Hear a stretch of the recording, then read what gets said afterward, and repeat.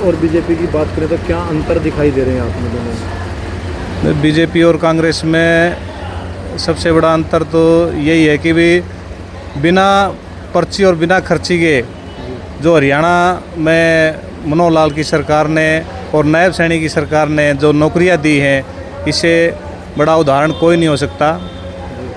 और किसान की जो 14 फसलें थी पहले एमएसपी पर, अब 24 फसलें बीजेपी सरकार दे रही है, तो बहुत बड़ा अंतर है। हुड्डा सरकार में तो लोग दुनिया के जब इंट्रो आते थे तो उसी टाइम पर लोग दुनिया ये सोचना शुरू कर देते थे भाई किस मंत्री के पास जाना है और किसके वहाँ मतलब सेटिंग करनी है।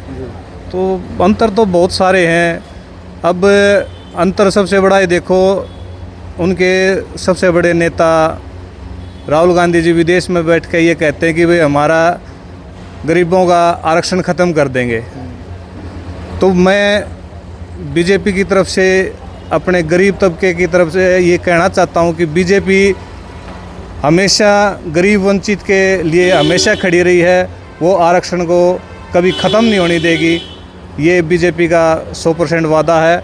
और हरियाणा में पूर्ण बहुमत की सरकार बीजेपी की अब की बार तीसरी बार भाजपा सरकार और दूसरी बार नायब सैनी पूर्ण बहुमत से सरकार बनाएंगे।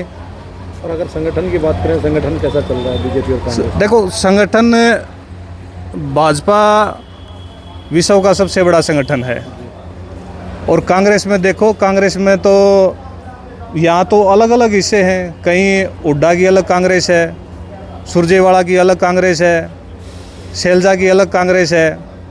तो वहाँ तो बटे हुए हैं बहुत सारे अपने कांग्रेस के कार्यकर्ता, जो लीडर हैं वो पार्टी छोड़ के अभी बीजेपी ज्वाइन कर रहे हैं।